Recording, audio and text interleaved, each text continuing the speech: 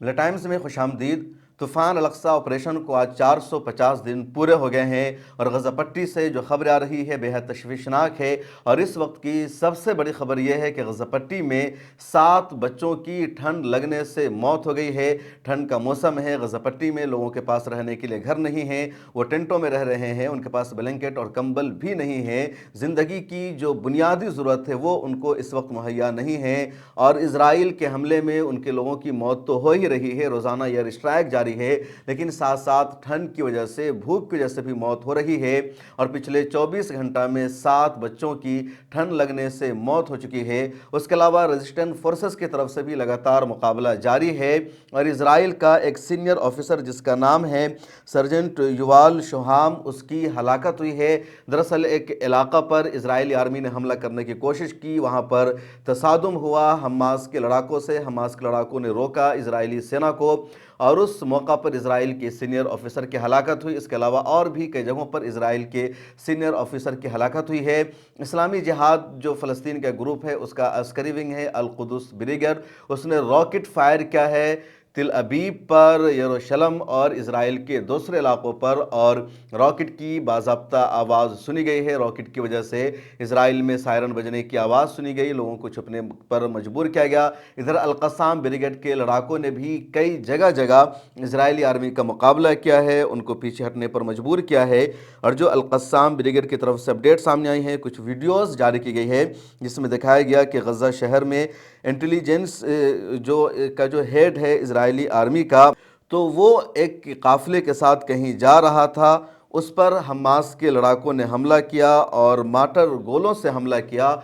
और इजराइल का जो इंटेलिजेंस का काफ़िला था उसको पीछे हटने पर मजबूर किया, उसमें कई की हलाकत हुई। इसके अलावा एक और अपडेट अल-क़स्साम ब्रिगेड की तरफ से सामने आई है जिसमें कहा गया है कि अल कुदस ब्रिगेड की तरफ से रॉकेट से फायर किया गया है, हमला किया गया, और इस खबर को अल जज़ीरा ने भी अपने यहाँ शाये किया है। इसी तरह एक और अपडेट ये सामने आई है कि एक घर पर धमाका किया गया और एक दरअसल उस घर में इजरायली आर्मी जैसे घुसती है धमाका हो जाता है और उसमें कई इजरायली आर्मी की हलाकत होती है। और ये जबालिया कैंप के ईस्ट का मामला है, इसकी वीडियो भी शेयर की है अल-क़स्साम ब्रिगेड ने।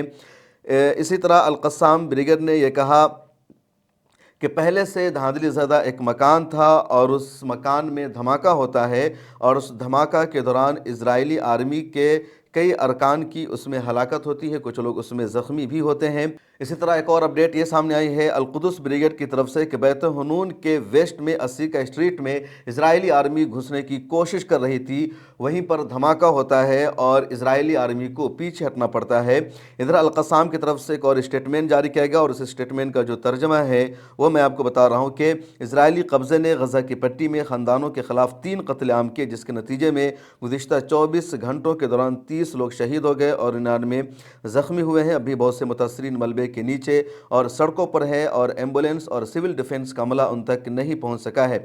इजरायली हमला में मरने वालों की तादाद 7 अक्टूबर 2023 से अब तक 45,514 हो चुकी है और उसमें ज़ख्मियों की तादाद 1,08,189 है।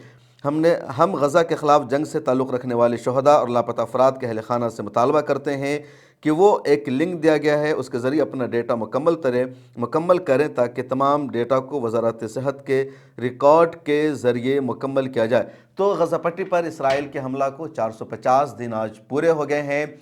रेजिस्टेंस लगातार जारी है, इसराइल का हमला बढ़ता जा रहा है। पिछले दिनों कमाल अदवान अस्पताल को तकरीबन 80 दिनों तक इसराइल ने अपने मुहासरे में रखा। वहाँ के डॉक्टर अबू हुसाम को और कई अमला को उसने गिरफ्तार कर लिया, पूरा इलाका खाली कर दिया और अब इसराइल की तरफ से अस्पतालों पर, स्कूलों पर, टेंटों पर हमला हो रहा है। रेजिस्टेंस की तरफ से भी मुकाबला लगातार जारी है। जंगबंदी की अभी तक कोई उम्मीद नज़र नहीं आ रही है। हमास ने कुछ लचक दिखाई थी और कहा था कि धीरे धीरे इजरायली आर्मी यहाँ से निकल जाए, इस पर भी समझौता हो गया था, बदले में होस्टेज को रिलीज़ किया जाएगा, लेकिन ये समझौता भी अभी तक नहीं हो सका। गज़ा पट्टी पर इसी तरह हम आपको अपडेट देते रहेंगे। मिला टाइम्स के व्हाट्सएप चैनल को फॉलो कीजिए और सोशल मीडिया के सभी प्लेटफॉर्म पर हमारे साथ जुड़िए। मिला टाइम्स को जारी रखने और मजबूत बनाने के लिए हमारी आर्थिक सहायता कीजिए। ये एक आजाद मीडिया हाउस और कमजोरों की आवाज है। आप हमें देखें, सुने, पढ़ें और हर महीना ज्यादा नहीं, सिर्फ 100 रुपये से मदद करें। डिटेल्स डिस्क्रिप्शन में मौजूद है।